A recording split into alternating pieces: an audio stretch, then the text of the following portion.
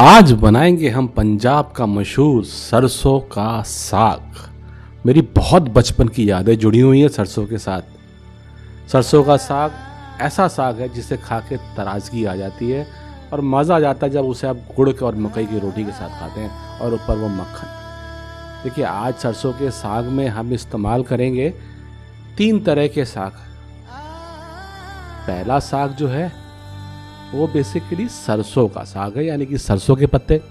ये सरसों के पत्ते आप देख रहे हैं ना, तो 3 तरह के साग में पहला सरसों का साग और दूसरा ये चने का साग, इसे छोलिया भी कहा जाता है। ये चना होता है ना, ये उसके पत्ते। ये हल्की सी खटास लिए होता है, तो खट्टा करने का काम इसका हो गया, क्योंकि हमारे सरसों के पत्ते हल्के से पंजेंट होते हैं, तीखे होते हैं। और ये बथुआ, बथुआ तो आप जानते हैं, ये हल्का सा कड़वा होता है मेथी की तरह, तो ये बैलेंस कर देता है खटास को। तो 3 तरह का कॉम्बिनेशन होना चाहिए एक अच्छे सरसों के साग के लिए। अब होता क्या था, सरसों के साग में वैसे सिर्फ 3 पत्ते इस्तेमाल होते थे गांव में।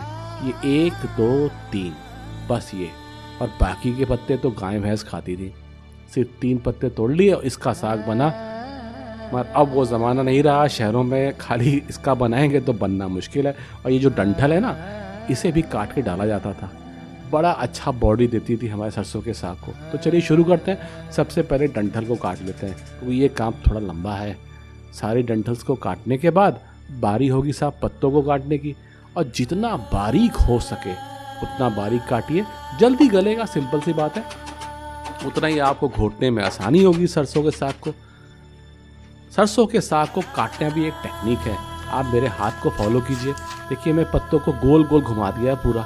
उसके बाद इसे तेज नाइफ से काटता जा रहा हूँ। इसे यूनिफॉर्म कटते हैं पत्ते, और दूसरा चीज़ होती पतले कटते हैं। थोड़ी सी ट्रिक है, हम होटलों में ऐसे ही फॉलो करते हैं। उसके बाद धोने का काम। इस साग में साहब मट्टी बहुत होती है, इसे धोइए कम से कम 4-5 बार खुले पानी में। अगर अच्छे से धुलेगा नहीं तो मुंह में गिरकाएगी और वो बड़ा ही बुरा लगेगा खाने में।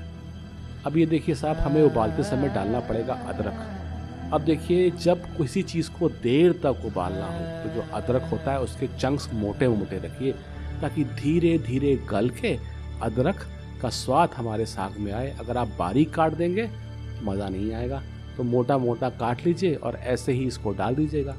अब कुछ मिर्चा ऊपर से डंडी तोड़ दीजिए, ऐसी 4-5 मिर्चा।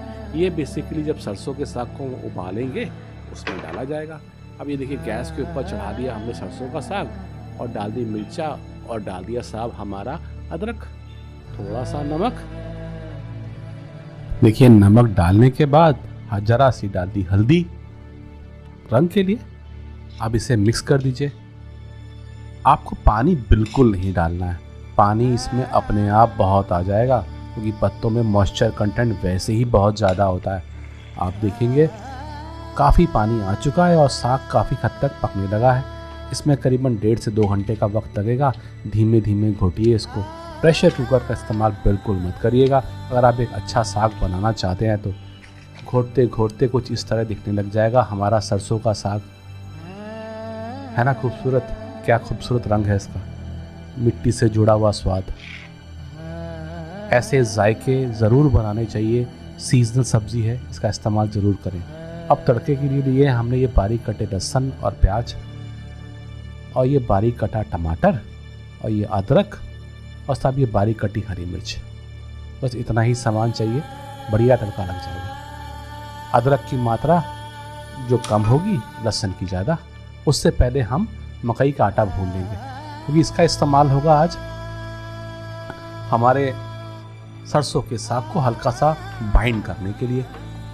इसको धीमी आंच में भून लीजिए, सौंधापन आना लग जाए और इसको मिला दीजिए गरम गरम सरसों के साग में, और इसको फिर हाथ से घुमा दीजिए ताकि लम्प्स बिल्कुल ना रह जाएं। इस बात का बिल्कुल एहतियात बरतिएगा। और अब थोड़ी सी बारी है साहब सब्सक्राइब कर देने की, प्लीज़ कर दीजिए, और डाल दीजिए थोड़ा सा मक्खन सब्सक्राइब करते हुए। अब इसे मिक्स कर दीजिए।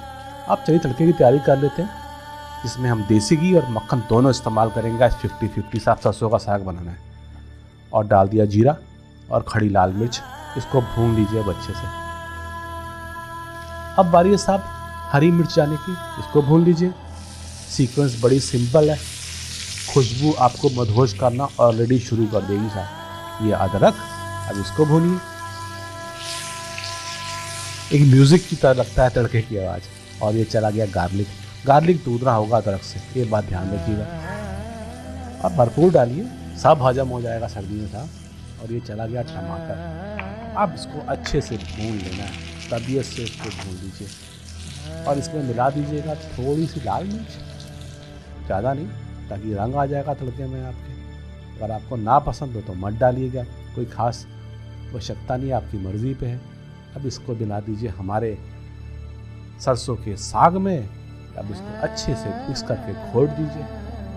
थोड़ा मक्खन और घी और मिलाइए और लाजवाब सरसों के साग को सर्दियों में मकई की रोटी और गुड़ के साथ खाइए। ऐसे जायके जो सीजनल होते हैं उनको जी भर के खा लेना चाहिए, सारा साल मिलता नहीं है पहली बात तो। दूसरा चीज़ सेहत के लिहाज से भी बड़े अच्छे होते हैं। देखिए ये सरसों का साग जो आज ये भुन रहा है, ये जला गया ऐसे मक्खन। ये वाइट बटर डाला है इस बार मैंने। सफ़ेद बटर जो होता है अनसॉल्टेड होता है और इसकी खुशबू और टेस्ट दोनों थोड़ा अलग होता है। आपने एक चीज़ का गौर किया, कितना अच्छी रेसिपी फॉर्मुलेट हुई है। इसमें सरसों का साग है जो कि हल्का सा पंजेंट होता है, उसके बाद इसमें हमारा बथुआ है जो हल्का सा कड़वा होता है, और चने का साग है जो हल्का सा खट्टा होता है। तो तीनों स्वाद बैलेंस होके एक सब्जी में आ रहे हैं। उसके बाद लहसुन और अदरक, और आपकी इच्छा हो थोड़ी हींग डाल दीजिएगा, जायका दुगना हो जाएगा। ये साग बनके तैयार है, इसे आप परोस दीजिए और गुड़ के साथ खाइए। मैं आपका शेफ सावन अपनी रेसिपी लाता रहूँगा। चैनल को जरूर सपोर्ट करिए, सब्सक्राइब कर दीजिए।